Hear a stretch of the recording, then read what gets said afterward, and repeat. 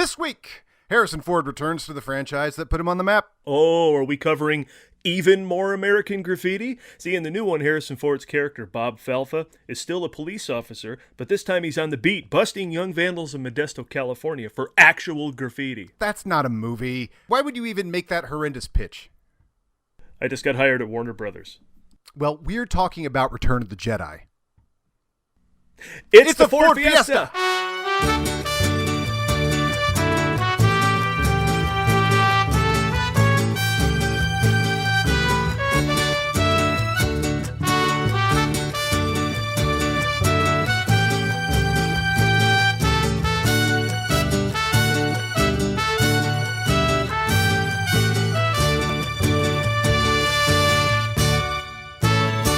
Welcome to the Ford Fiesta. I'm Adam Wickett. And I'm Paul Patine Preston. Joining us later in the show is an old friend, but it turns out we don't talk movies enough, so we've scheduled time. He's a stand-up comic whose special Dog Godfather can be watched for free right now on YouTube, and he's perfecting a new stand-up show, now performing all across the country. We, of course, also know him from the movie trivia Schmoedown, a show he co-created and co-hosted with Christian Harloff. I'm talking about the one, the only, Mark Ellis. Yes, and if you watch Ellis' stand-up, you know he has a particular take on Return of the Jedi that's going to make for a great segment, so stick around.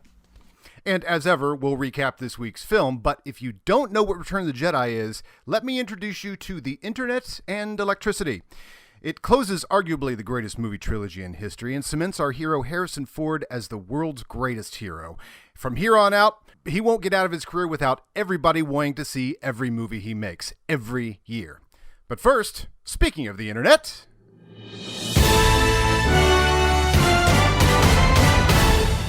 Yes, that's right. It's time for Harrison Ford news. What is new in the world of Harrison Ford? Well, turns out Harrison Ford is actually joining the MCU as Thaddeus Thunderbolt Ross for Captain America New World Order and presumably the Thunderbolt film as well. I called this as a tough call last week because you get into the MCU, that's 10 years, right? And he's already 80. But why slow down? Why, as Clint Eastwood says, let the old man in? I mean, and also, come on, one more franchise for Harrison Ford before he hangs it up. That's awesome. And Marvel, getting Harrison Ford, Marvel has just so steadily added these great actors. Harrison Ford in the Marvel Universe, this is for legitimate celebration. We should have an entire party just for this happening while we're doing this show. And did you see the Ant-Man and the Wasp Quantumania trailer? I did not. I wait to watch those things on my TV. I don't watch them on my phone. Can I tell you a face that was in there? Please. Bill Murray. Bill Murray has entered the MCU? Yeah. So, I mean, again, to your point about bringing in any and everybody who's awesome, that's pretty damn cool. So, wow. That's fantastic. Yeah. So, Harrison Ford going to be joining for a couple films, perhaps more. And a famously irascible character, like a great Marvel grump, has been cast with Harrison Ford. I don't know if you guys should get in there and fight all that crime. I don't like how you're doing that. Wilson! Yeah. Get in here. Elsewhere in the news, One House Bakery, it's called, in Benicia, California, spent a month making a 6-foot recreation of Han Solo in carbonite out of bread. Ooh. They call it Pan Solo. And it is a marvel to behold, no pun intended. But go check it out when you get the chance. Just search Han Solo bread. It'll come up, and then you'll be amazed at what this bakery has done. I mean, we talk about, especially in the Raiders show, we talk about minting classic Hollywood frames or classic icons. I mean, Han Solo and carbonite, man, that is just... The iconography of these movies, particularly Jedi, is just... Yeah, incredible. I mean, remember the very first time someone made a reference to that and was like, or they made the carpet, right? Yeah, they made you're like, oh, what a great reference. People have forgotten about that. The fridge door. Yeah. The fridge door, all that stuff. And if you Google Harrison Ford news, what does that usually mean, Adam? The Daily Mail. But I don't get have something anything from the Daily Mail. Yeah, like what shirt was Harrison Ford wearing that was tight on him? He did not wear a shirt this week, nor did he return a bicycle to a place in Santa Monica. That is exactly okay. Oh, okay. Well, that's good because we don't have time for that. We got to get Mark Ellis in the show. But there was other news when you Googled that, and it turns out Park Ridge, Illinois, rejected a Harrison Ford statue in their town. How dare they? Well, he went to high school there. But he said he was bullied, and he said it was a difficult time for him. And I think they looked at that and went, well, you're not getting a statue here, biggest movie star of all time that might make people know where Park Ridge is. So I don't know. That's disappointing. Should have loved him at the time for the man that he was, not the man he became. That's the lesson there. Well, one more quick show segment, a recurring show segment before we get to the recap, and that is...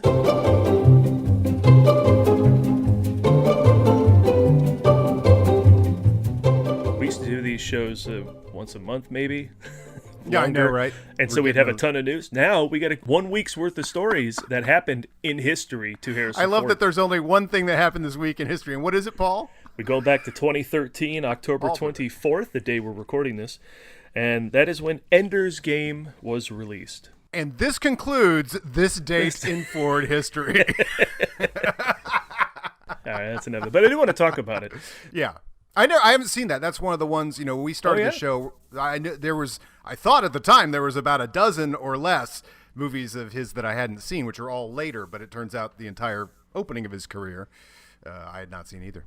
For me, this was pretty cool because it was the first time I saw Harrison Ford. No, sorry, the second time I saw Harrison Ford at Comic-Con. Like, you just don't think you're ever going to see Harrison Ford doing stuff. When it becomes award season, he's not out doing the Q&As.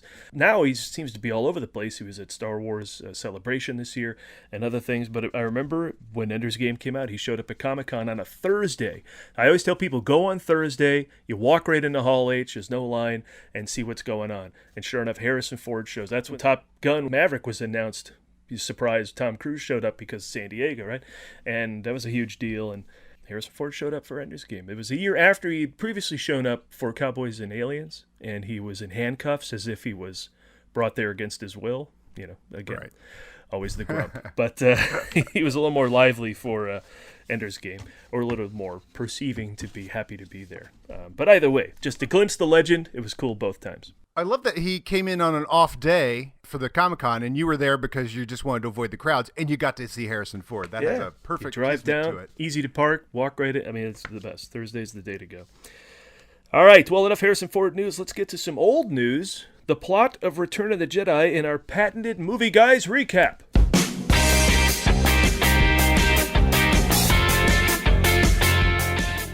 Paging Mr. Ellis. Paging Mr. Ellis. Well done, Adam, and let's bring him in. Hey, it's Mark Ellis. There he is, paging Mr. Ellis. You page Mr. Ellis, and the wrong Ellis shows up, as it turns out. Can either one of you gentlemen or any of your illustrious fans watching along the live stream say the first name of Mr. Ellis that he was paging? What was the first name of that Mr. Ellis? Yeah, because it was the wrong one. Paul, I do know this. Please, make us look smart. It wasn't Mark. Right, he's asking for one, and then he gets corrected by James Coburn, who says, "Oh no, I'm so and so." But I believe It feels like a 5-pointer. I think he's looking for Bob Ellis. He's looking for Bob Ellis, and he gets corrected that it's actually Robert Ellis, which is interesting because my brother happens to be Robert Ellis. So this whole time, 8 years before my brother's actually born, Harrison Ford was looking for him. He was tracking down my little brother 8 years before he was even an itch in my dad's pants. That's the attention to detail. That Harrison Ford, much like Spaceballs, the movie is in stores before it's finished. He knew that my brother was going to be the talented one in the family 8 years before it happened. Oh my gosh, that's great. Paging Mr. Ellis. Paging Mr. Ellis. I love that Harrison Ford's very first lines ever in cinema history are paging Mr. Ellis. And of course, since we first saw that, I have thought of you, and now you're on the Ford Fiesta. I mean, look, he's a friend of the family. Harry and I go way back. And the thing that I always think about with Han Solo or Indiana Jones, any of the characters that Harrison Ford plays, he's sort of got a Bo Jackson quality in that I don't know that Harrison Ford ever actually lifts weights or does any cardio other than the occasional tennis game, but he's just shredded. Like, you go back and you watch him in the 80s in Indiana Jones and the Temple of Doom, bulging biceps, guy's got abs for days. He's just one of those guys that is just fit. Doesn't matter what he's eating, doesn't matter what he's drinking, he's always in shape. And Harrison Ford News a couple weeks ago covered Mads Mikkelsen talking about being in the gym with him during Indiana Jones 5, and he says it's 78 or 79. The guy is jacked and like a beast. He called him a beast in the gym still. I like that. I'm very excited for the release. I did talk to our pal Christian Harloff, who was there at D23 when they showed footage. They showed the trailer of Indiana Jones 5, and he texted me that I'm going to lose my mind. It was like, he said it was close to when him and I were brought to tears at D23 seeing the Force Awakens trailer for the first time. That might actually have been a Star Wars Celebration. When we saw the Force Awakens Chewie We're Home trailer, Christian and I bawled our eyes out. There's a great picture floating around the internet of it, and it's mainly because at the end of that great trailer, that's where we get to see Han Solo for the first time in, 30 years, and it was just an epic moment, a great return to form for him. And it's funny that y'all bring up Ender's Game, because I like that movie, and I feel like that was the movie that you could point to before Force Awakens and say, see, Harrison Ford still gives a rip about this. I thought he was great in that movie. Maybe he mailed in Firewall a little bit, but he was back in his form with Ender's Game, with 42, the Jackie Robinson story, when he played Branch Rickey. He's great. And so, look, the guy's an all-time legend, and it's just humbling that he knows my last name and that now I get to hear you guys gush about him, and now we get to celebrate the greatest film in his filmography, also known as the greatest film ever made. Apologies to you, Top Gun Maverick. Return of the Jedi. Now, see, you don't call it Star Wars Episode 6 Return of the Jedi, or were you just talking casual here in that last sentence? I don't need to, because I have warned the fandom of Return of the Jedi. Paul, I can even get away with calling it Jedi. People are going to know which movie I'm talking about. There's a few movies out there with the word Jedi in the title. We all know which one I'm talking about the most. Right. Indeed. Have you seen Empire of the Sun? No. You know what I'm talking about. Have you seen Hope? Oh, you mean Hope Floats? Yeah, it's great. Sandra Bullock, amazing. A New Hope floats. Here's what I know about Jedi. It's been a while since I've seen it, but I believe Luke Skywalker's return to his home planet of Tatooine in an attempt to rescue his friend Han Solo from the clutches of the vile gangster Jabba the Hutt. It's something like that. Something like that? Okay. That's a pretty good description. I'm single, by the way. That was the first paragraph of the crawl text of Return of the Jedi. You should get a job describing the plot to Ewoks. I hear there's a lot of use for that. Don't you dare tease me with that. My dream in life was to be the guy who writes the blurbs on the back of VHS jackets. I think it might have passed me, but that was always the dream, was just those maybe 2 paragraphs what the movie's about, sell the movie to folks at video stores. That was the goal. I would just, if I were you, erase that opening crawl for Jedi from your front page of your Match.com profile. I've been in a relationship for a couple of years, so I don't know, but I'm guessing that may be a step to take. And you travel in your relationship, so that's even more I'm not sure what's older. Is Greece older than the galaxy we're watching a long time ago? Is Greece like our planet Jeddah? Greece was, Randall Kleiser in 1978, so that was, that's not too long ago. All right, let's get to our recap Paul, now. you should be in movie trivia sometimes. Let's get to it. You know what I just watched? Me pulling a can off some moron's fist? Return of the Jedi. If you couldn't believe they made a sequel to Star Wars in the first place, then you'll love 3 years of inevitability for this third installment of the saga. So this is episode 3. Episode 6. Got it. That's it? No Abbott and Costello who shot first routine about how the number of the film in chronologically released order doesn't match the episode number and it's too confusing. No. But you're saying 6, and it's only the 3rd movie. What? Yeah. What's on second? I got it. And I just want to say, Paul, if you need, I can explain it to you. I mean, where else am I going to use this fountain of Star Wars knowledge now that there's no movie trivia, Star Wars League? Yeah, Mark Ellis, who's come on the air to apologize for Adam for all the useless information now clogging his brain. Well, yeah, I've got a few facts. All right, anyway, Return of the Jedi concludes something The Empire Strikes Back kicked off. 3 years of discussing the ending to the previous installment. Is Darth Vader Luke's father? If Star Wars and Empire were 70s movies, Return of the Jedi remains the only Star Wars 80s movie, with Ewoks being right at home alongside Michael Jackson, E.T., Mr. T, and Nancy Reagan. And for the 3rd time, the lights dim as the Lucasfilm logo comes up, a pattern we've now been trained to enjoy, the quiet underscoring a long time ago in a galaxy far, far away.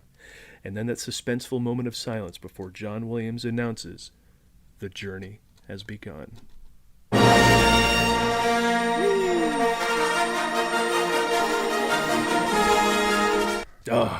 Still feels good, doesn't it?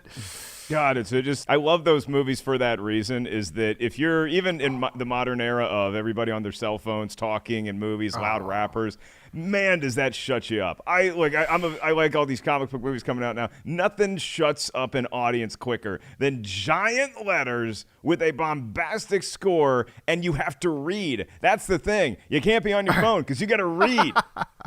And I got to tell you, man, the Phantom Menace, and I'm sure each of us have that story because it had been, 20 years, I forget, since we'd seen a Star Wars movie, and that a long time ago in a galaxy far, far away comes up, everybody applauds and then quickly stops applauding because they want that silent moment. Everybody starts going, shh, shh, shh, shh, and they all applauded and got quiet in time for it, and then that crash, and man, that crowd up for grabs. Never heard anything like it. That's what I love about a Star Wars opening night crowd, is that we're a little like the crowd at like a Lambeau Field or the Chiefs home stadium, where you just get football. So you know when to be loud when the opposing offense is on the field, and you know when to shut up when your offense is on the field. The crowds at Star Wars opening weekends, they get it. They get how to watch these movies. So the opening crawl informs us that the Empire has constructed a new Death Star. Yes, the all-new Death Star 2 LX Platinum. Freedom is here! With double overhead Kyber crystal amplifier modules that'll bring peace and security to your galaxy by removing any planet that gets in your way. Freedom for all. The Death Star 2, when you need a manifesto, not a statement. Now, it's still under construction, giving it a cool new jagged Pac-Man of Death design. It's been criticized for being a rehash of the threat from Episode 4, but if a series having two ships that look the same bothers you, I have some bad news for you about NASA, the Navy, and Star Trek. But that's not what this movie is about.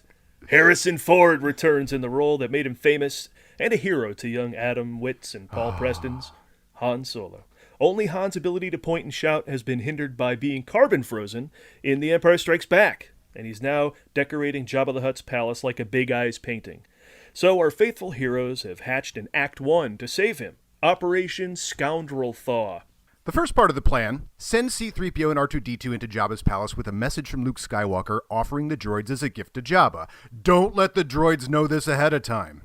Then, send in the bounty hunter Bosch with an offer to sell Chewbacca to Jabba and make a quick buck on the Wookiee. Boom, bam, yate, yato, you're already up 35,000 credits on this plan. And, finally, before all of that, have Lando Calrissian apply for a job at the palace and make small talk with Hermie Odell for several months. It was so exciting in 1983 for kids raised on Star Wars to finally see Jabba the Hutt after his villainy had been built up for 2 movies. This would not be the case for the children of the Special Edition, or special kids, as we call them, who got to be unimpressed by the unmysterious and unthreatening Jabba in Episode 4. But Jabba's palace did not disappoint, presenting a veritable who's who of what's that. The creatures on display see the original cantina scene and raise it a dozen Gamorrean guards, a couple of Yuzums, a Rees, 2 Weekways, and a Salacious Crumb. That's my guy right there. I love this Salacious Crumb. And I will say that seeing Jabba's palace, it was great to see the cantina, and I imagine that they probably have an open mic night. Jabba's palace feels like a full-time comedy club where Jabba's the booker, and so you're auditioning for Jabba. Salacious Crumb is sort of like the accountant, the secretary, and then you have Bib Fortuna, who's just sort of the coordinator. He's the host, if you will. But then you get up on stage, and you either kill or you get killed, literally, by everyone's favorite puppet, the Rancor.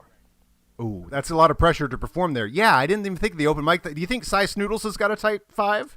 I think Cy is probably the MC, actually, because Cy knows how to get an applause break. And the real problem with doing stand-up versus music at Jabba's palace is that when you're playing music, it sort of drowns out what you're hearing below you, which is the Rancor either eating or taking a dump or waking up. When you're doing stand-up, if you can hear the Rancor, your goose is cooked. Because you hear that, you probably smell that thing. Like, I can't imagine they deodorized it. And my big question about Bosch and the transaction between Bosch and Jabba selling the Wookiee, a prized Wookiee, $35,000. Did the direct deposit go through? Did they initiate the direct deposit before the sail barge was destroyed? Because 35 large, it's not bad. We're still just a fledgling rebellion here, and we need all the cheddar we can get. Did the direct deposit go through? Jabba writes checks.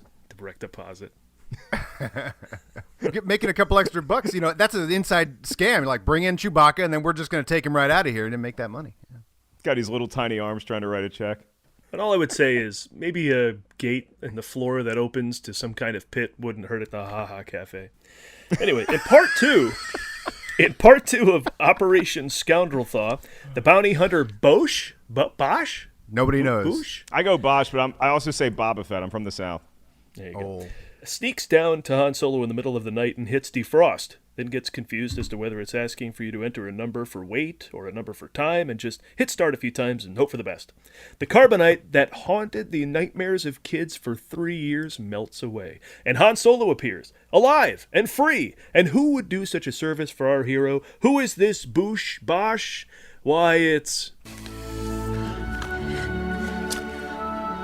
Someone who loves you.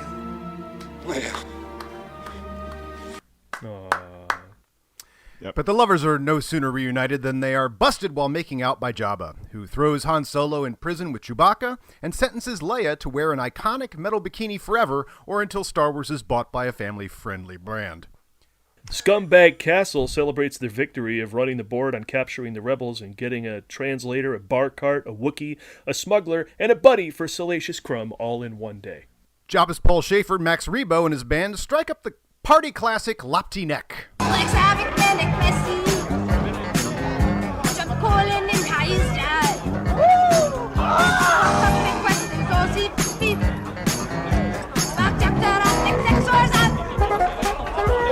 See, Jabba's rocking there. Jabba's feeling the flow. And look, I will say this. I guess Hutts don't subscribe to bro code because I don't care if you're enemies with someone. Han just got reunited with Princess Leia. Jabba, let them have some fun before you throw him in a dungeon with his dog. Let him have a little smooch at least. Don't infringe on that territory.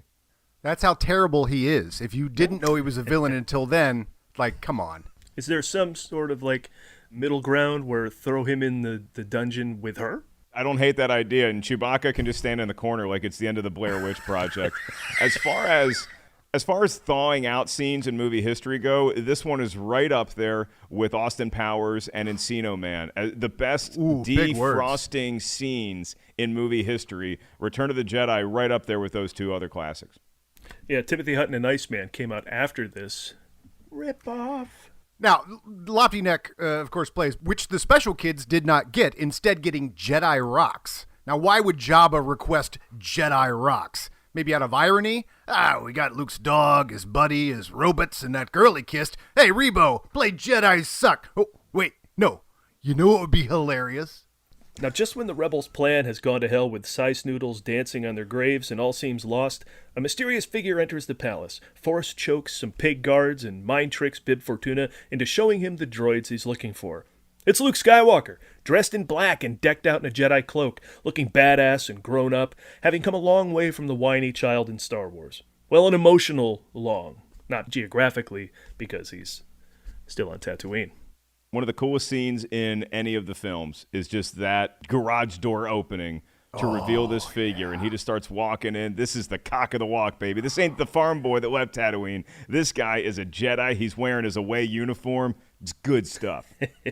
Yeah, think of your Luke Skywalker introductions, running up with the droids in Star Wars, very casual, just sort of there on the tauntaun, in Empire. But here it's like the long walk, and then without even seeing his face, chokes the guard, and then when he gets to Jabba, it actually unveils. It's so good. And if you look closely at his cloak, on the back, you see the Tap Out logo. Yes, and the Under Armour when he pulls the hood back. But the Jedi mind trick doesn't work on Watto's or Jabba's, so Luke's requests to release the rebels and give him a pet Jawa are ignored by Jabba, who drops Luke down a trapdoor into the Rancor pit because it turns out Jedi cockfighting is still legal there. Whoever had money on the pig guard loses quickly, but the late bet on Luke pays out when the Jedi kills the Rancor by tripping the dungeon gate by throwing the skull of Bidlo Corvée. That's right. Star Wars trivia is over, and I'm blowing the secret answers and hoped-for 5-pointers that Nikki DiMolanta was holding in reserve. Anyway, the Rancor keeper, Malakili, grieves for the loss of the Rancor, named Patissa, and is comforted by the Nikto, Giran. Luke, Han, and Chewbacca are sentenced to walk the plank of the space pirate ship, ticking off another pulp genre box, and sending them to a long, painful death in the stomach of the Sarlacc. A palpable serial cliffhanger tension like no child watching at the time had ever experienced before grows as Han is asked for his last words, and he delivers. You tell that slimy piece of worm-ridden filth he'll get no such pleasure from us, right? That's a wingman. That's a wingman. Chewie not necessarily agreeing with Han's tactic of taunting the giant desert slug, but Chewie's going to go along with it because Han's his boy and Chewie is Han's boy. And this leads us to where you guys are about to go. Another one, possibly my favorite scene in all of Star Wars, is just the little salute. Luke and R2-D2 have this thing down to a T, like a great quarterback-receiver combo. They just know each other's rhythm. R2-D2 can throw that lightsaber before Luke is even out of his break, and you just know that he's going to toe the line, make the catch, and rip up some shop with that lightsaber. A new lightsaber. A new one. Yeah. Amazing. Luke is pushed to the edge of the plank as R2 wheels into position. As you say, Luke falls, grabbing the platform and flips into the air as R2 fires Luke's lightsaber into the air. Luke catches it, igniting the green lightsaber, making all the little boys watching on opening night shit there pants. Luke then shows Jabba that 100 men and 3 ships are no match for 1 Jedi. All hell breaks loose as Luke tears into the Hutt lackeys, but his luck's about to run out because the greatest bounty hunter in the galaxy, the badass of badasses, with more unrealized potential per square foot than any other character in the series, Boba Fett, flies into the battle on a goddamn jetpack, and then is accidentally fired into the Sarlacc by a blind guy goofing about. Okay, it's a bit of a letdown. But also, stuff! So much is going on. Leia is choking Jabba. Luke is doing acrobatics and busting up punks like we've never seen a Jedi do before. Han and Chewie are rescuing Lando. And Salacious B. Crumb is eating C-3PO's eyeball. The sequence concludes as Luke blows up Jabba's sail barge and recreates the famous rope swing from Star Wars as he and Leia escape the exploding ship, and the fiery death of all on board as the smell of burnt yesm blows across the Tatooine desert. Thus ending arguably the best 30-minute serial installment of a franchise born of serial-style storytelling, which they abandoned, ironically, once they started making short-form entertainment. That's an interesting point you just bring up. I would put it's this sequence and Indiana Jones and the Last Crusade, that opening number with River Phoenix, like those are 2 all-time. Just we're back in the world. Here's a fun little adventure before it's the best appetizer. Luke and Han and Leia, Lando, Chewie, the whole gang at Jabba's palace. That is the bloomin' onion of Star Wars. It is the single most popular, best-tasting appetizer before a delicious main course. I mean, this stuff just blew my mind as a kid. My parents endeavored to bring me there on it. We'll get into it, but go on an opening night, and this is happening? I'm like, whoa. But enough sand. I hate sand. Isn't this a movie about stars and wars? It sure is, and off we go to the stars to prepare for wars as Han, Leia, Lando, Chewie, and the droids rendezvous with the Rebel fleet. Yes, they have a fleet, unseen in the previous installments with the more budget-friendly Rebel cell of 5 or so. But this movie has another beloved character to kill, and more Skywalker relatives to unveil. So Luke makes a visit to Yoda, now 900 years old and no longer the spry, lightsaber-wielding youngster he was at 870. Yoda confirms the answer to the question asked on playgrounds for the last 3 years, and it's true. I owe Richard Jones $5 because Darth Vader is Luke's father. You are the father!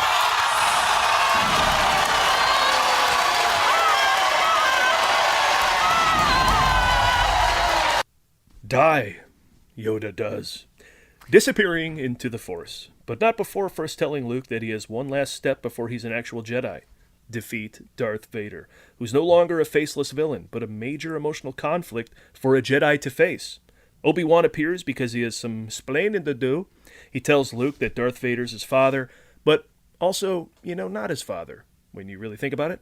Also, Darth Vader invented C-3PO, Luke made out with his sister, and Rick Ollie is Lobot.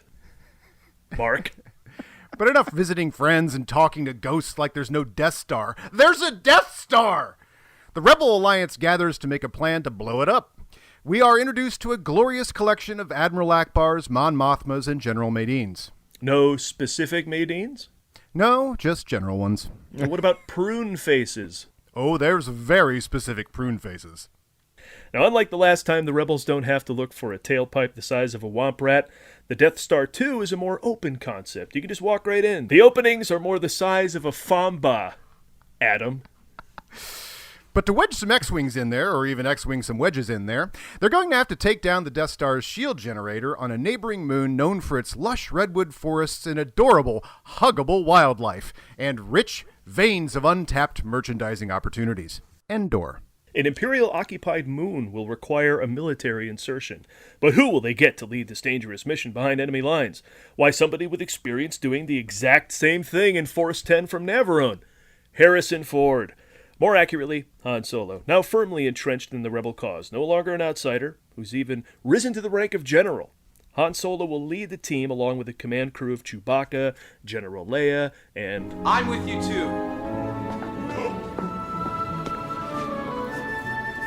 Yeah, our boy comes to join the fight, but I will point out, Han's a general, and I give Han all the credit in the world for sticking it out. This was not originally his cause. He was like me, just a lone wolf flying around the galaxy, doing gigs, running spice. And he becomes a general in the rebellion, but we should point out, how invested in this cause is he if there's no Princess Leia?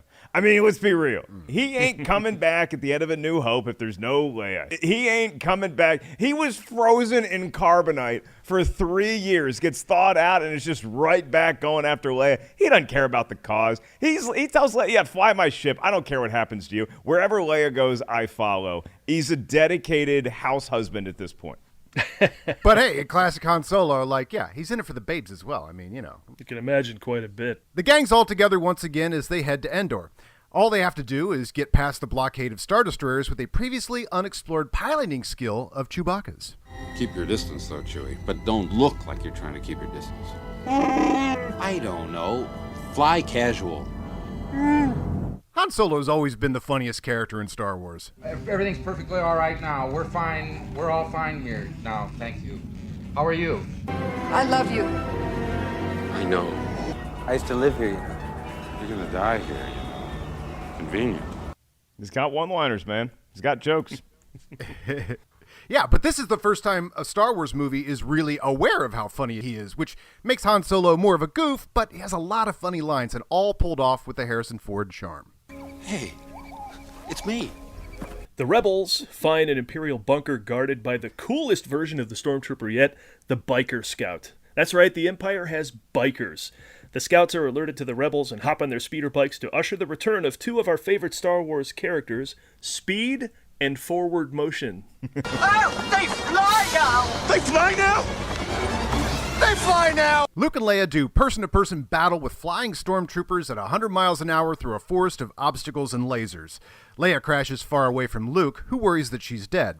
But if she is dead, then heaven is full of really cute, fuzzy, adorable teddy bears, because she's revived by the real celebrity of this movie, and this is the Ford Fiesta saying this, Wicket W. Warwick, played by a teenage little person who would go on to appear in every Star Wars movie and Willow, Warwick Davis.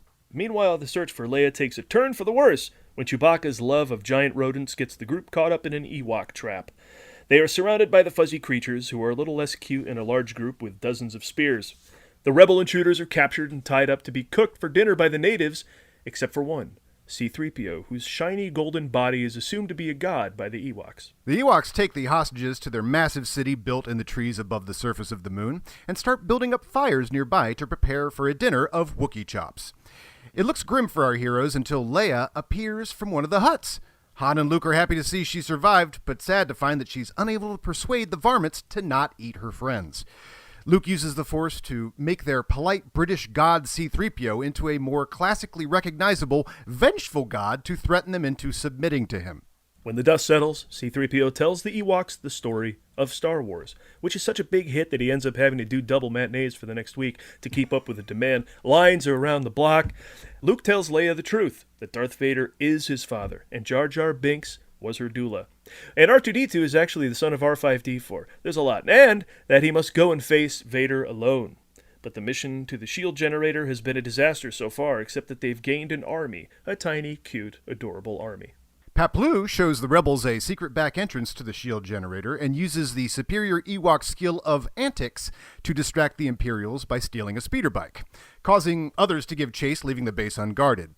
Frequent listeners of this podcast will enjoy a little parallel with Force 10 from Navarone as Harrison Ford sets explosives to blow up an enemy installation. Charges! Come on! Come on! Major, move!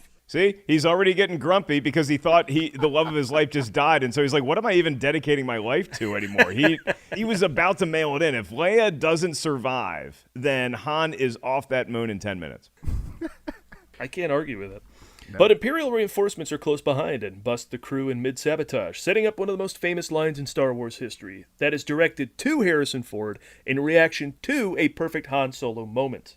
The Imperial officer Dyer, played by sound effects master Ben Burt, charges in, drawing his gun on Solo. Han's first instinct is to throw the bag of charges at him, sending him plummeting to his death, only to let Imperial officer Renz get the draw on him and directing the famous insult to our favorite scoundrel. You rebel scum. Ooh, man, language. Now, once again, all is lost for the rebels. How will they get out of this one? But before you can say tune in next week, a massive army of Ewoks comes to their rescue, surrounding the Imperials, wreaking havoc, too small to be easy targets, blending in with their environment, and attacking in a force of indeterminable size.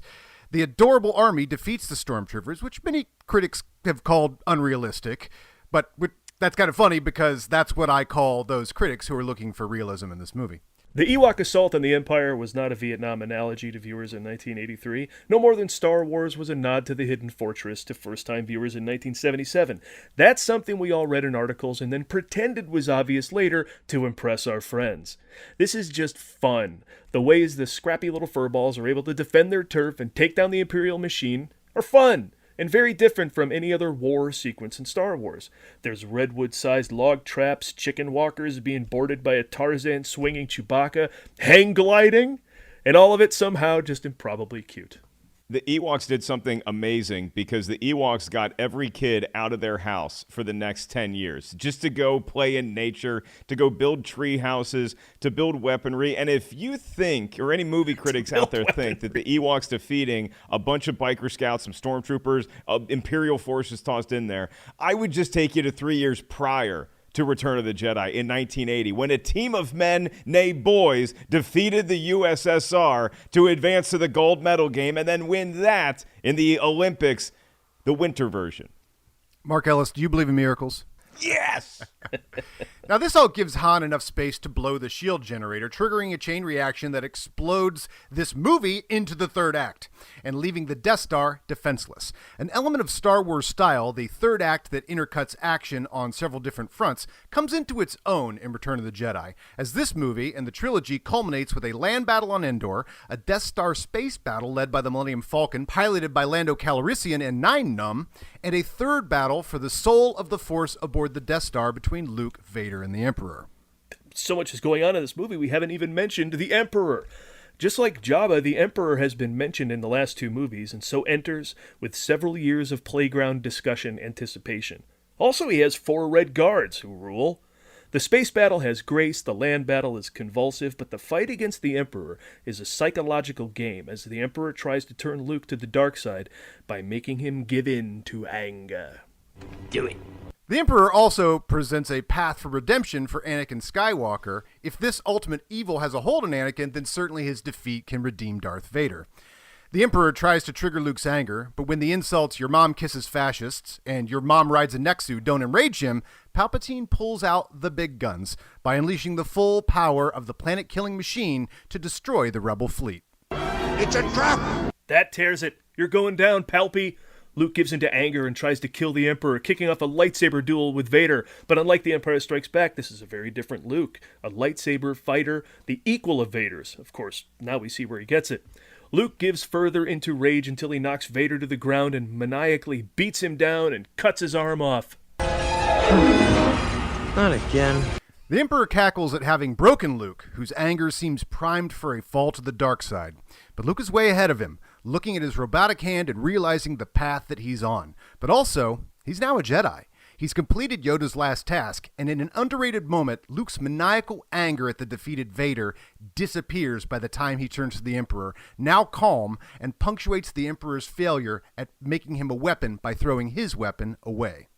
But that was lost on kids in 1983 who all yelled, "You idiot!"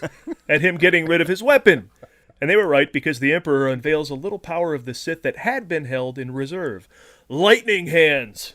He electrocutes the defenseless Luke, who calls out for his father to help. It's his only hope. And the rise of the light side of the Force in Luke's ascendance did in fact reach the good inside Anakin. Luke's faith is rewarded as Anakin hits reverse on 30 years of bad choices and takes out the Emperor, throwing him down an endless shaft on a planet that's about to explode. There is absolutely no way he could ever somehow return. No, he's done. Bury him. Have the funeral. Give him the eulogy.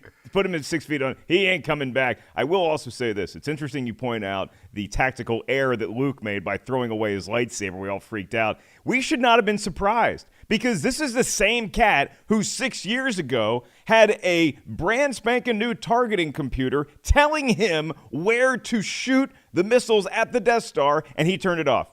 He turned it off, and everybody back on Yavin 4 is like, what the hell is the newbie doing? The rookie's freaking out. He's like, don't worry, guys. I got it. There's an old dead wizard talking to me. He's going to take care of this. And so we should not have been shocked that 6 years later, he basically did the move, which is very confident and cocky of him, is that he basically is like he treated the Emperor like it's his little brother, and they're playing basketball, and Luke's just going to play with his left hand. I got this. Now, during this and the Battle of Endor, Lando, Nine Numb, and Wedge give us a new style of Death Star battle, no longer in trenches with danger on either side, but in a series of tunnels and pipes and construction scaffold as they battle TIE fighters in the heart of the Death Star. But they're no match for the Millennium Falcon. That's right, an X-Wing blew up the Death Star in Episode 4, but in this one, it's the Millennium Falcon. One more mark in the win column for Return of the Jedi. And once again, the Death Star blows up, except in proper sequel ratio.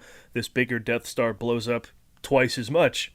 Darth Vader burns atop a funeral pyre on Endor as the rebellion celebrates a decisive victory, for now, while all dancing and celebrating to the greatest Star Wars song, the Eye of the Tiger of the Ewok world, Yub Nub.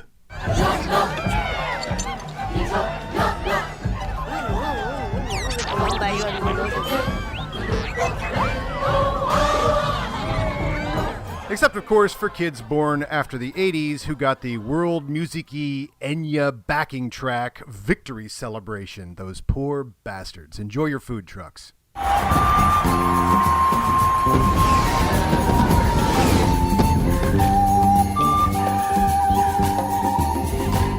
That's enough of that. That's the plot of Return of the Jedi, everybody. Well done, boys. Congratulations. I would say that Yub Nub, I see the comparison with Eye of the Tiger from the Rocky franchise, but I feel like Yub Nub is the Endor version of We Are the Champions, where that's the song that plays every time anything related to Endor wins a championship. You hear that song right into We Are the Champions. Maybe that's the We Will Rock You to the newer versions, We Are the Champions. However you want to slice it. I actually enjoy both songs, but Yub Nub, obviously, that's the one that you want to celebrate with. Come on. As a kid going out of the theater, that's the song. Yep. That's it. I want to talk about a bunch of behind-the-scenes stuff with the movie, but the first question I have coming out of our plot talk, who is the better wingman, Chewbacca or Goose? Ooh. They both suffer from a incredible amount of loyalty that is sometimes to their detriment. They're willing to take shots for their pilot, Maverick or Han Solo. I feel like Goose is great, but Goose is like that athlete whose career was cut short by injury, whereas Chewbacca is Tim Duncan. He's been playing forever at a high level, maybe doesn't move around as well as he once did, but still can get you a clutch bucket, a clutch block. He's there to do the dirty work, but he can also be a star, and he's really tall like Tim Duncan. But he kind of needs a David Robinson or a Tony Parker to get to the next level. Well, I mean, does Goose get into Top Gun without Maverick? Yeah. Come on, Paul. I'm agreeing with you. Listen, 1983, we mentioned a number of times, is when this came out. It was moved from May 27th to May 24th to coincide with the day the original Star Wars came out in May. The budget is $32.5 million. Again, hilarious for today, but not crazy, I guess, back then. I don't know. But this time it's entirely funded by Lucas. Wait, wouldn't that have been an outrageous budget at the time? Yeah, I mean, probably. 35? 1983? I don't know. That sounds fairly I guess high you're budget, right. I guess. You could get a gallon of gas for a nickel and a song. Well, listen, at this point, Lucas can use ILM to do all the visual effects. They just saved a ton of money right there. But I think that one of the producers said they saved about $18 million just in doing that. It makes $374 million in its initial run. It's the #1 movie of the year. And $475 million total after the re-releases and special editions. And it's the first film to gross over $20 million in its opening weekend. So $32.5 million. At the end of the first weekend, you're feeling pretty confident. Yeah. You're going to make that budget back, yeah. So that's a good run for Return of the Jedi. And again, there's so much pressure on this movie because it's closing out this trilogy. We have these 2 beloved films in canon already. Plus, as you all intonated earlier, Empire Strikes Back posed so many sort of open-ended questions where I guess we accept that Darth Vader is Luke's father. There might have been some talk. I was too young to remember it, but there might have been some talk as to that's just Darth Vader trying to play a Jedi mind trick on Luke and just trying to mess with his head. But you also had, like, who is Lando Calrissian really? Is he a good guy? Is he a bad guy? Poor Billy D. Williams, for those 3 years, he could not wait for Return of the Jedi to come out because anytime he went in public, he'd have somebody coming up to him being like, hey, what the F, man? You're a traitor. And so he could not wait for Return of the Jedi to get released. Yeah, redemption. And how cool was it, him dressing up? All the cool machinations of their plan, like, really played like gangbusters as a kid because it's like, it's all spy stuff, but made for kids. Like, oh, here I am in disguise, kids. You know, like, that stuff is awesome. In his defense, that mask is very hard to breathe in. And so occasionally you just need, it's like we all were walking around with masks for the last couple of years. You just take it off and you just get a few breaths of fresh air and then you go back into hiding. Yeah. Now, you mentioned it's the last one. It's all this anticipation comes up. And so it's your favorite of the 3. And I know you have a take on that you mentioned in your stand-up routine. So go ahead, just explain to us why this is your favorite of all the Star Wars. But for me, it's the first one. This is your favorite. Why so, Mark Ellis? 2 simple words, Paul. We won. We did it. And we didn't win like we won in 77, where, hey, it's a nice victory, but we still got to go to this ice planet to hide. We just had a giant W, and then the Empire's like, don't worry, we still have the might of us and the dark side on our side. We got all these gigantic super Star Destroyers. You're still a little pitiful band. And so you can't really compare this new Death Star, which, by the way, it is so on brand for the Empire to rebuild the exact same thing that got destroyed. That is Jerry Jones. That is Elon Musk. That is any rich person on Earth saying, I'm going to do what I want. I will just rebuild the thing just to troll everybody. Yeah, it's the corporate logo almost. Yeah, it's like, we're going to stick with that. And also, look at all the trouble they went through to get the plans for this thing to begin with, to design this thing. They had to make friends with the creatures on Geonosis to get them to build. They went through so much trouble. It's like, well, they're just going to scrap that? You know, and Jyn Erso's dad, Galen Erso, were they going to just scrap all that work and just go, well, okay, let's think of something else? They made it better. It's the same thing. Like when you demolish a football stadium, guess what? You're building a new one, and it's going to be bigger, and it's going to be better. You're telling me it's still going to be oval. The Texas Stadium was as tough to destroy as New Jerry World is? No, they were built, and this Death Star wasn't completed, so it kind of looked like a kick-ass convertible in outer space. It had like the top down, or it looked like the 80s after disco with a destroyed disco ball because everybody took a baseball bat to it. There's a lot of symmetry between what was happening in 1983 and the look of this new Death Star. One of the many things I appreciate about this movie.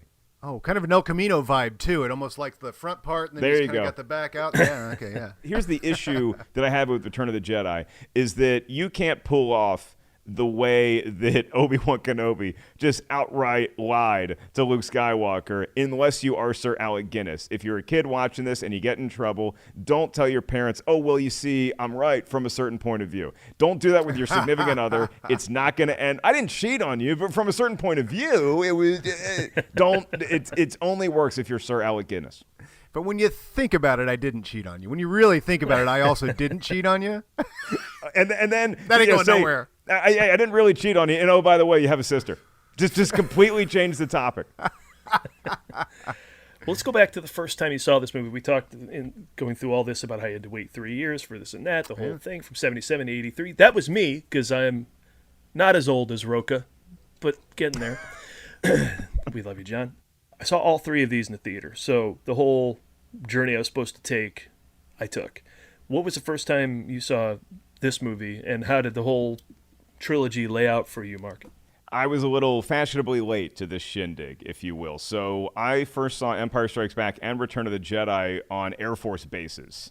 There was like a little movie theater setup. So I want to say I probably saw Return of the Jedi for the first time in 1984 because it would have its like theatrical run. And I think it was re-released in theaters a few different times, but then the Air Force would get it. Like the military would then get to run it. But you obviously can't run it on an Air Force base, simultaneous with its opening weekend in theaters in May of 83. So I want to say probably 84 is the first time I saw it. And I kept going back to my parents and saying, can we watch once we had it on VHS, I just wanted to watch the skiff part over and over and over again. Over and over. And oddly, I always seemed to nod off watching that movie. I'd come home after school. It's the movie that I learned how to use a VCR with.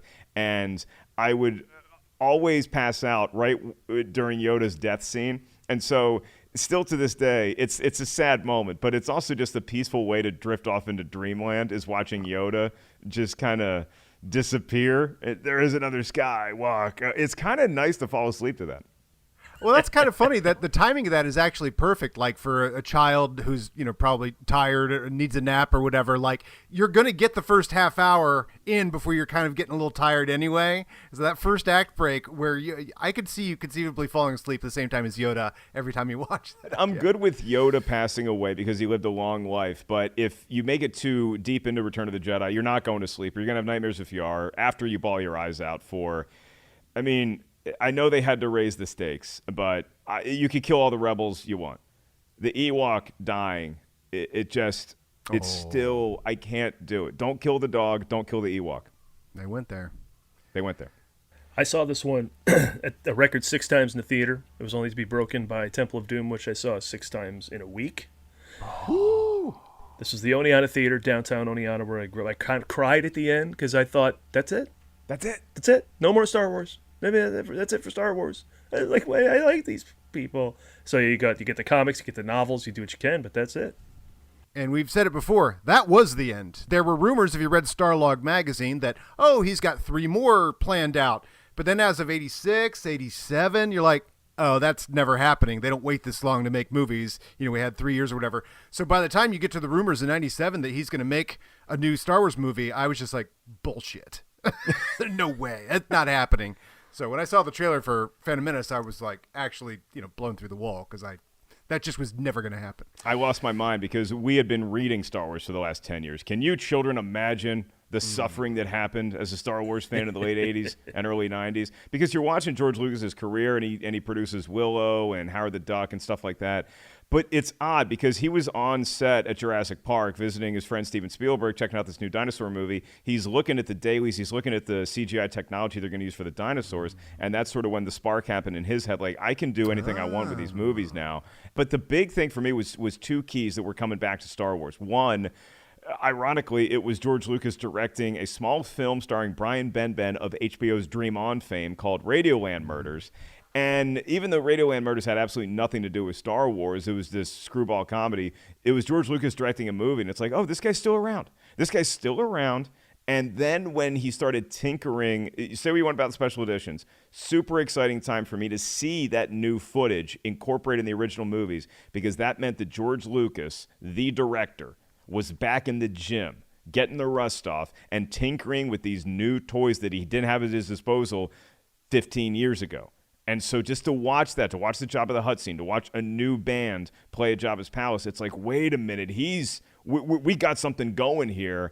And he had a quote that I remember reading in a newspaper at my buddy's house that now with CGI and the way it's gone since Jurassic Park, Yoda can get up and walk around. And I remember reading that being like, wait, what? Are we doing that? We're doing this. I saw the Phantom Menace trailer when I was a freshman in college. My roommate showed it to me on the internet. First show I watched on the internet. And I paid to go see Meet Joe Black the next day. I paid for Wing Commander to see it. That was the second trailer, and I also did that. Yeah. I also did that, yeah. I should also mention, this is the first time I think in my life I did the watch the movie, not leave my seat, watch the next showing of the movie. They were always 7 and 9:15 every day at the Oneonta Theater where I grew up. So I would watch the 7. I just wouldn't go anywhere. Watch the 9:15. Go home after that. The whole time you're sitting there at that 7, as soon as the Jabba's Palace scene ends, you're like, all right, I want to watch the rest of the movie, but I'm staying here for the next showing. I need to see that again. And I should mention something else you talked about before, the idea that is Darth Vader lying. Lucas supposedly had met with psychologists, child psychologists, to ponder the idea of the big lie like that. So then I guess he and Richard Marquand, the director, wanted to bring back Yoda. He wasn't in the original script, but you bring him back to confirm that Vader is Luke's father. And then hopefully the idea that he was lying just is put to bed then between him and Obi-Wan confirming it. But that whole thing of having a discussion between installments of a movie was just so radically new. I mean, it was all we talked about after Empire was, what do you think Han's dead? What do you think? I mean, the discussions or even after Star Wars, like, do you think Darth Vader's still alive when he flies off into space or whatever? Of course, I didn't know sequels existed at that time. When I found out they had made Empire Strikes Back, I was like, they made another one of those? But now by Jedi, I was like, oh, they're going to make another one, right? Yeah. Okay, here's a fun game to play. What if these movies came out in the modern era, what post-credit scene would be attached to each installment of the classic trilogy? Because Great question. At the end of Empire, you look at Luke's situation, and how does he come back such a badass at the beginning of Jedi? Something happened in there that I think a Star Wars one-shot might have filled in a gap there, or maybe something in a post-credit sequence can tie in to something that turned him into a better trainee than he had been up to that point, who was, less impulsive. I actually just would have borrowed the deleted scene from the Blu-ray Return of the Jedi, where I just would have ended the movie, and then you say directed by, Richard Marquand, all this great stuff, and then we go to the post-credit scene, and it's just a shot on Tatooine. It establishes it's Tatooine. We go inside a cave. You hear tinkering, and then all you see is a robotic hand building a lightsaber, and the last shot you see in this post-credit scene attached to Empire Strikes Back is the lightsaber ignition, and it's a green blade. Cut to black. Cut to black. There you go. Right? And for the first, for A New Hope, I feel like the post-credit scene, it would probably be a bunch of very nervous Imperials on the deck of a Star Destroyer, and then you hear like an elevator open or something, and then out walks Darth Julius Vader. And he is pissed, and he's just force choking people, and he's like, send the probes or whatever, and then a probe launches, cut to black. There's nothing more entertaining in the entire Star Wars brand than the dispatching of commanders by Vader in The Empire Strikes Back. It is the most enjoyable thing in the world. He was like George Steinbrenner. Yeah. It's the best. I could watch that all day. I don't need the other plot even. I don't need Dagobah, just Darth dispatching commanders. You just want the corporate turnaround at the Empire is incredibly high. Darth Vader's on Indeed a lot. And I will say, we mentioned it in some of the writing here about, Luke's not a far cry from the kid kicking the can across the Tatooine when he shows up at the end. I think Luke Skywalker's character arc is one of the greatest in the history of cinema. I mean, if you're thinking like, oh, there's that alien burped, it's kind of dumb, you're not paying attention to that incredible achievement that Hamill pulls off. Even if you're like, even more so if you're goofing on Hamill as an actor. You're like, oh, Tachi Station. Pay attention, because he plays the arc, he plays the long game so well in that you can't help but be impressed if you're really paying attention. And it's the thing about that performance too, is that, and people want to question Luke's decision making in the sequel trilogy as well, like, oh, that's not my Luke Skywalker. It's the guy is playing an arc, and after he so-called graduates and becomes a Jedi at the end of Return of the Jedi, that's not the end of his journey. That's the beginning of a new journey where he's got to figure out not just how to maintain being a Jedi. It's like, it's cool, you got your membership, but now you have to be a leader, and so there's going to be another career arc that goes with that we see play out, I think brilliantly so, in the sequel trilogy. But that initial run, and that's one of the things I point to with Empire Strikes Back versus Return of the Jedi, is that, look, we got an all-time spoiler moment with I Am Your Father. But the lightsaber battle at the end of Return of the Jedi, I could easily argue that it's even more emotional, and it's more touching, and it's more dramatic, and it's better shot than what we see in Empire Strikes Back. And I love that battle. I love the look of the red lightsaber and the blue lightsaber, but I also love the green and the red going at it in a very, very hostile environment. It brings me chills, and the music that's playing, the chorus that you hear, it's perfect. Oh yeah, John Williams bringing new themes again. He could rest on the old themes. Between all that that he brings in with the choir during the lightsaber duel. The space battle music, brand new. That's so good, best. yeah. He's the best ever. Amazing. Let me throw out some names that could have directed Return of the Jedi. Spielberg was considered. He had his own run with the DGA like Lucas did, so I don't think he could do it. Oh, right. David Lynch's response, next door, Adam, if you may, next door to zero interest. Please, next door to zero interest. I have next door to zero interest, George. There you go. Thank you. And I kind of want to do David Lynch if he did direct it. Now, Jabba's going to be over here, and what I need you to do, can I get the pig guy? The pig guy's going to stand here, and he's going to fall in there as well, okay? And little crumb cake in his tail. Just give us a laugh, a big laugh. Can I get some yuzzums in the background? I want to see his version of Jabba's palace. I would like to see that. Oh, that's true. I mean, these are the fun conversations to have now, and we still enjoy having them some, 30, 40 years on, is what does the Spielberg Return of the Jedi look like? I feel like the Spielberg one is very close to what we actually got, and I think the David Lynch one just would have been so bonkers gonzo. I just don't think it would have fit. I don't know if you're going to mention Brian De Palma, who was sort of always in the background of a few of these movies. He helped write some of the crawl text. Yeah. So, he was one of those guys that was around that time, but I wouldn't trade the movie we got for anybody else's vision. Can you imagine Paul Verhoeven's Return of the Jedi? He was in the mix as well. Wow. I mean, He was a known entity? Yeah. Obviously, we saw what he can do with action later in his career. We also saw what he could do with clubs that feature dancing. Jabba's Palace features dancing. You could have a showgirl's take. Even though he didn't get a chance to direct Return of the Jedi, he spent his career making Return of the Jedi as different movies. You got your Starship Troopers, you got your RoboCop, and of course, Showgirls. What kind of alien is Ula, Adam? She's a Twi'lek, I believe. So Show Twi'leks would be Paul Verhoeven's. Show Twi'leks, right. Make that movie. Stop trying to remake The Last Jedi and make that movie. Return of the Jedi is the first time we hear Blue Harvest employed as the working title of the production to shield the production from fans and press, and also to prevent price gouging from service providers. Yeah, I can imagine, hey, we're Star Wars, can we shoot here? Whoa! And then they just ask a ton of money, but that's supposedly, the third reason outside of press and fan shielding.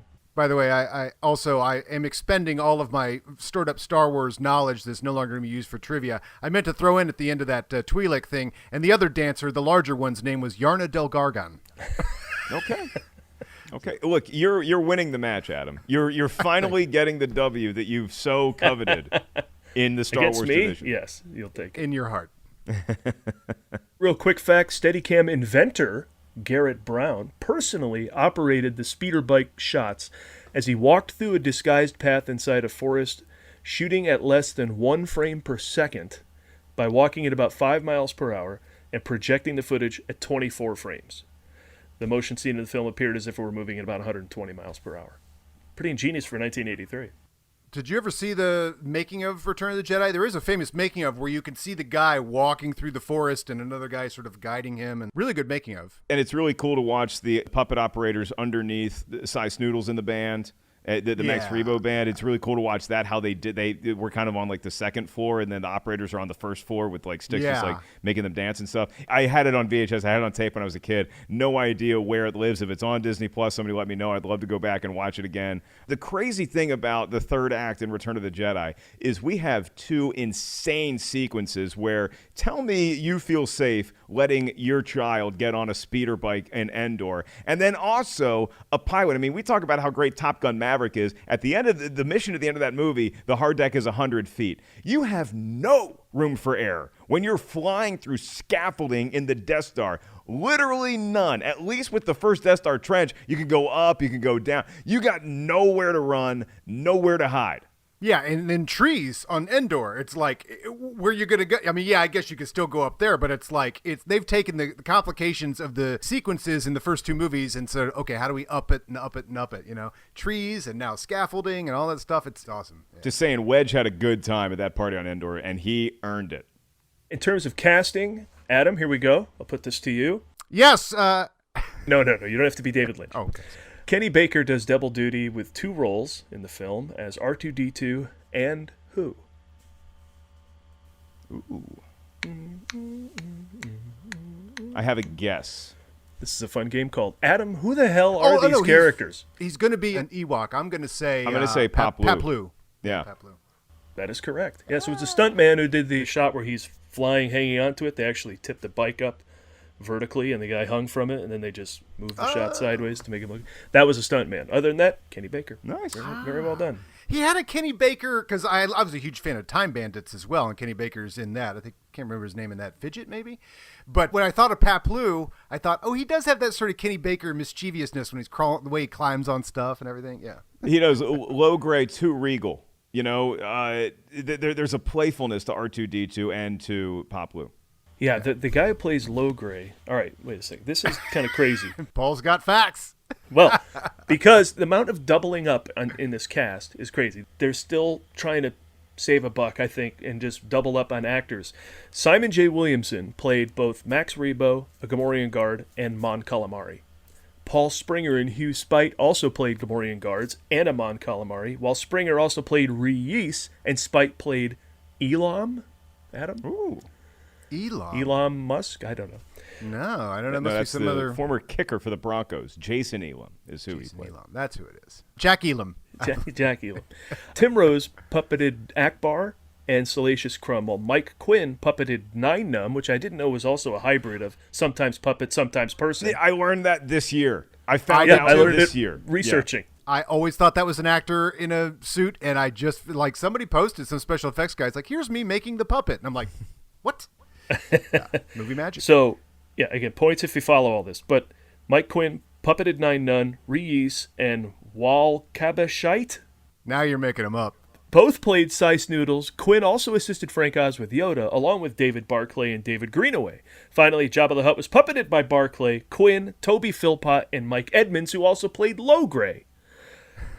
And other actors often did the voices for all these characters, in the case of Jabba and Hieronymus Bosch.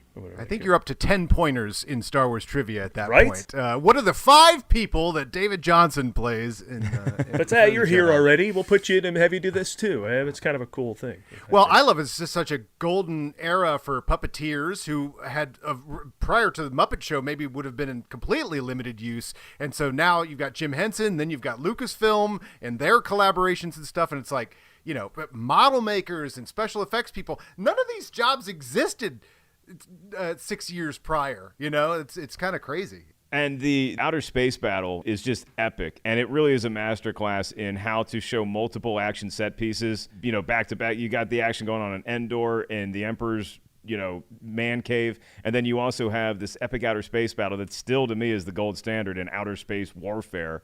It just looks so good. The speed, the fluidity, and I love A New Hope, and I think it still looks great. It holds up. Empire Strikes Back, sort of, you could see the progress, but Return of the Jedi, what a home run the look of that outer space battle ended up being. It's so good.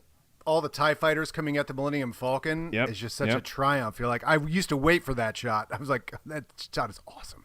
They raised their own bar, and I got facts on that. 900 special effects shots were used, and this is the result of 20-hour days and 6-day weeks.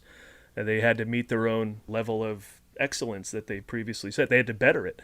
And the climactic battle sequence had more optical effects in one scene than had ever been previously committed to film. So they set records. Why it's the GOAT. They do. It's why it's the GOAT.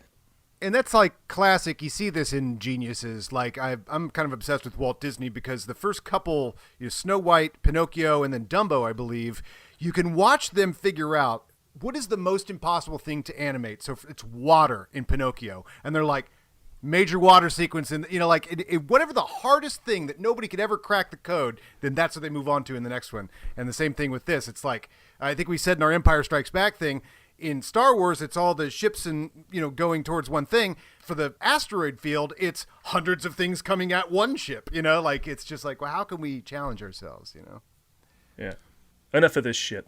This is about Harrison Ford, right? It's the Ford Fiesta. Ford. So there was talk of whether he would even return. He spent his career trying to kill off all of his characters. So at one point that was something he pitched to die in self-sacrifice.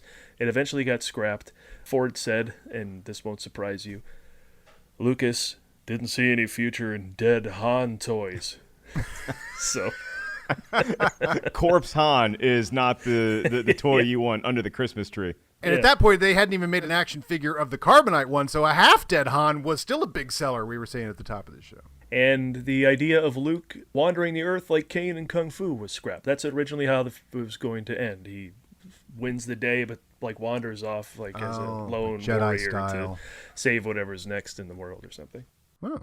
He did the next day. I mean, he slept with whoever he hooked up with at the Endor party because everybody hooked up. Everybody hooked up that night. And then the next morning, he was like Bob Seger. He was up with the sun and gone with the wind, off to the next adventure. But the thing about Han Solo in this movie and Harrison Ford's portrayal of the character, it always gets maligned for whatever reason that, like, oh, he was just mailing it in. I don't see one shot that Harrison Ford is mailing in this movie. He's playful. He's still his smuggler self. He's still got that rebellious streak. No pun intended. He's madly in love, so he's more of a puppy dog now. You could say Big Bad Bill is Sweet William now as far as Han Solo's career arc because he was just this badass renegade in the first one, and now he's a little more of a domesticated animal because he's got all that puppy love for Leia. Who else could deliver this line better? Hey, it's me. That's some Harrison Ford stuff right there. That's the quarterback on the sideline saying that and then running out and throwing a pick six because he steps on a twig like the next shot. Well, that's true. Yeah, right. Yeah. There's an interception. Other things cut. Ewoks were supposed to be Wookiees in the original script, apparently. That's expensive. And then he made up for that in the prequels. And the only major scene cut from the film is a sandstorm that hits as the heroes leave Tatooine. It's actually in the 2011 Blu-ray, but I don't think I've seen it. And it says here there's a scene where Vader force connects with Luke while he's building his saber. Have you seen that scene? That's what I'm talking about, yeah. That's what you're talking about. Here it is. Yeah. I forgot I looked that up on Wikipedia. You know, everything Wikipedia says is true. You know, it's my favorite deleted scene in Star Wars. I'm glad it's not in it. Right. Because nothing against how quickly we get new movies and spoiler alerts and all that stuff now, but there was something awesome about waiting until R2-D2 shoots the lightsaber to Luke. Because, again, Luke lost his hand and his lightsaber. That's kind of an important artifact to have. And so you see this thing that R2-D2 opens, you're like, what the hell? Is that a light? That's a freaking light. It's green. It was just such a cool ramp up. And to this day, it's why I prefer green M&Ms over every other kind. Oh, is that so? I've always heard they taste better. Well, just as long as there's no brown M&Ms in my glass.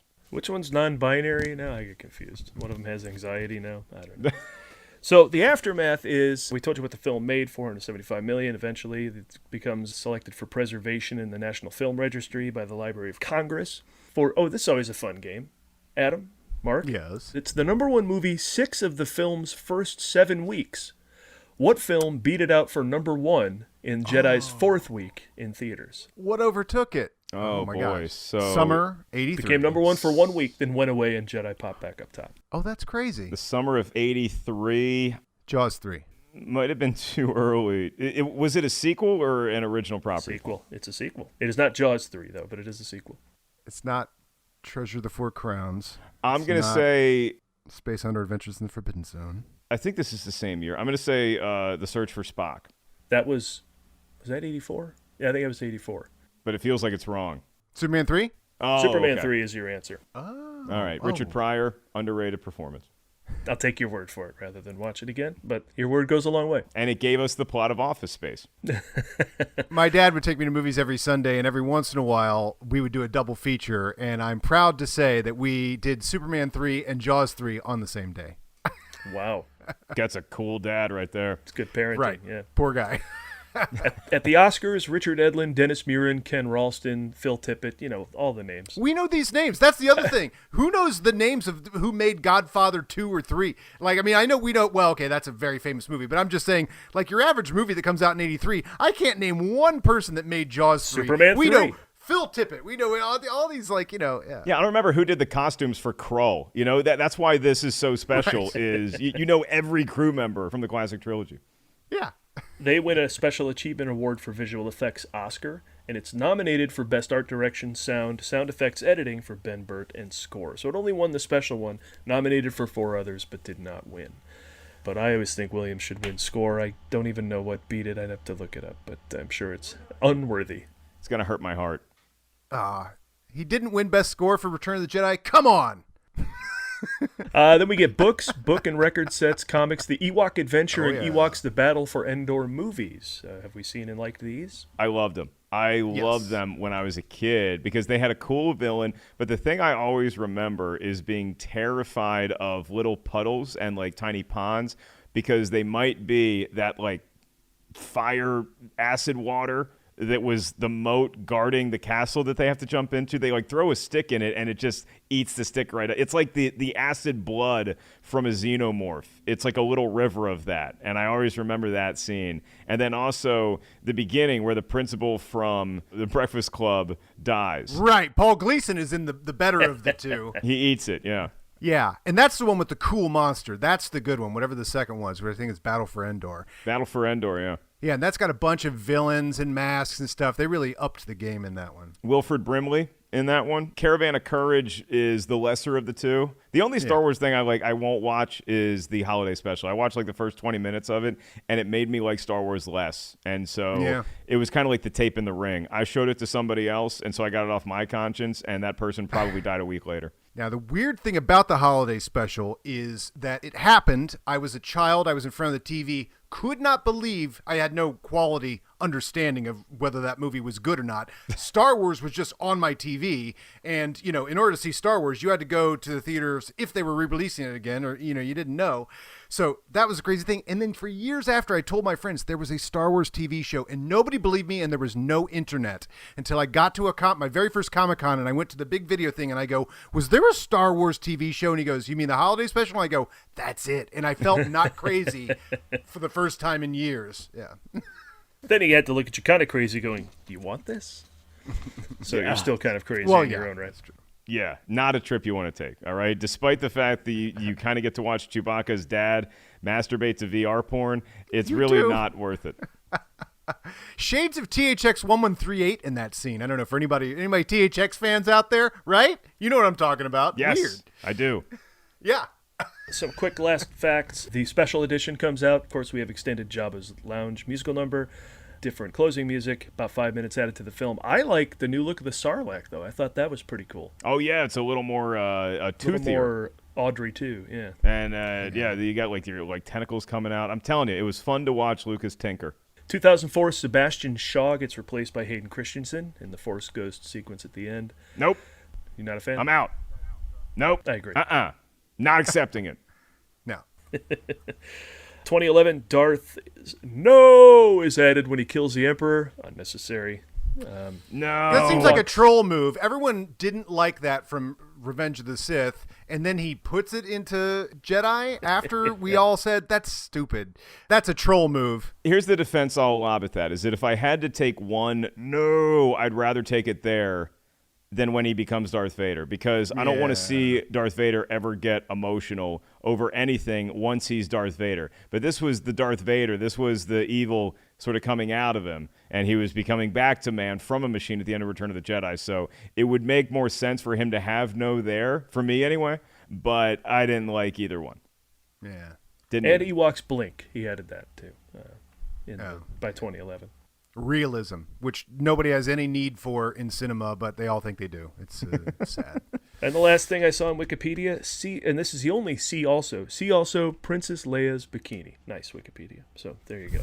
I mean, it was an awakening for multiple generations. It's iconic, and also, the one thing in the argument about like, oh, we don't like showing, I understand, like, all right, don't make action figures of it or whatever, but Jabba's a bad guy. Like, it's not supposed to be like, oh, I kind of like this Jabba because he's making her show some skin. I don't think that was the thought anybody had. Slavery, kind of cool. I have it on good authority that day George Lucas was sick, and so he called Paul Verhoeven to come in and direct that one shot. So that's probably why you get that Showgirls vibe. Lucas did direct a lot of second unit stuff, which led Richard Marquand to say, yeah, this is like directing King Lear with Shakespeare in the room. So that had to be intimidating. Yeah. To the Harrison Ford list of essentials, does he have righteous anger in this movie?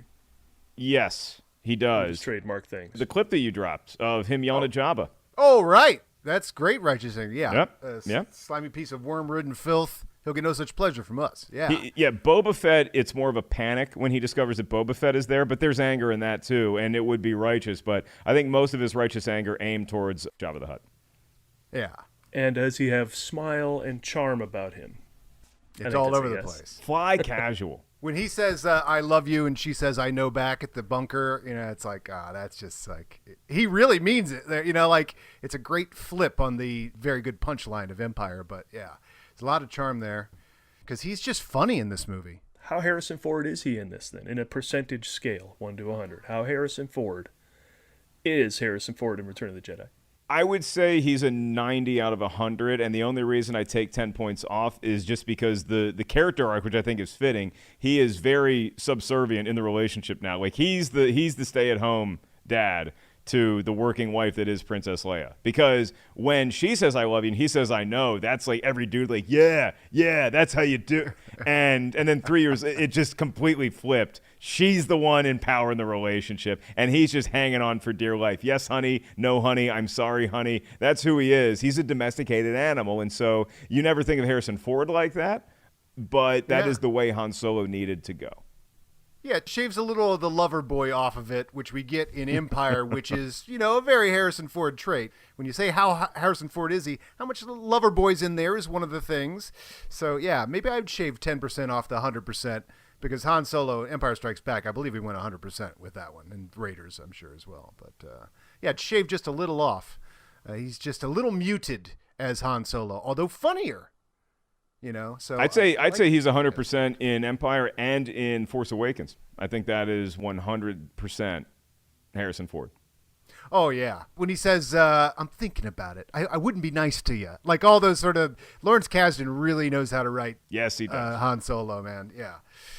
Mark, didn't take much twisting of your arm to talk about Return of the Jedi, so thanks for coming on. Thank you. Always a pleasure. This is why it makes sense to me to release the movies in the order that Lucas did, with episode 4, 5, and 6 first, because in an alternate universe where Phantom Menace, Attack of the Clones, and Revenge of the Sith are your first 3 Star Wars movies released, and then we get this new trilogy, the final showdown between Luke and Darth Vader would not have been in front of the Emperor. It would have been back on Tatooine where the kid challenges the dad to a pod race. It would have been Luke versus Vader in a pod race on Tatooine. That would have been the climactic closing of the 6-film saga. And I got to say, I don't see the emotions coming out of me in quite the same way that the Emperor's throne room does to me. Yeah, that's a very valid point. And to Harrison Ford, who is watching, thank you. Continue to page me. My brother will eventually show up. Yeah. Oh, yes. Let's get a little paging Mr. Ellis before we take you out of here. Are we going on that? Where'd it go? Did we lose it? I got it. Paging Mr. Ellis. Paging Mr. Ellis. You want to tell me Pee Wee Herman didn't study that line delivery when he gets to say, Mr. Herman, paging Mr. Herman at the end of... Mr. Herman. Well, he gets to act it. I guess he didn't get to say it. And where else can people find you and all of your nonsense? Across the world of social media at Mark Ellis Live. If you want to get tickets, you can get tickets at markellis.live. I love how you fit movies into your stand-up because that's not easy. I think Paul and I have both, when we've done our little stints of stand-up, we're like, well, I get a lot of laughs amongst my friends with my movie references, and then you go in front of a crowd and you're like, these people don't know what I'm talking about. Oh, that's why you got to chisel it like a piece of clay, like you're building a statue, because not every movie reference, especially in the world of Star Wars, in the world of MCU, and all these nerd things we get excited about, the general audiences, you got to walk them along sometimes. That's what I loved about doing my first special, Dog Stepfather, in front of a crowd that was probably going to Star Wars Celebration that weekend in Chicago where I filmed it, and so I got to get away with a lot of Star Wars related stuff, so made my heart happy. That's cool. Yeah, I go to other states and it turns out they don't talk about movies all the time there, so forget those other states. I have no time for them. I'll visit them, but I can't be there a lot. And we got so spoiled because Paul and I make the most obscure movie references to crack each other up. Then suddenly those jokes started getting laughs from other people in the Schmoedown. It was like, oh, wait a second. We've met our people. I have it on good authority. That's the only reason why Paul came back to the States after his incredible trip overseas, is that it just wasn't working on the Greeks the same way that it works here in Southern California. I told them, hey, look, this Halloween Ends is opening up. Did you know, because it's trying to appeal to a new demographic, Mike Myers wears a Chris Pine mask? And I got nothing out of that. I got nothing from anybody in Greece. You got to make a Yorgos Lanthimos reference or something. That's You got to play to the crowd, man. Well, welcome home, Paul. It's always great to see y'all smiling faces. And thank you again for having me. Thanks to all your great fan base. And continue to celebrate the lineage of Mosquito Coast star Harrison Ford. Oh, it's coming up. Thanks, Mark. And that wraps Return of the Jedi. Okay, if I'm following along, next week will be Star Wars Episode 7. No, Paul, that actually doesn't happen for another 32 years. Why the hell is that? Because they have to do episodes 1, 2, and 3 first. Ah, what the Christ.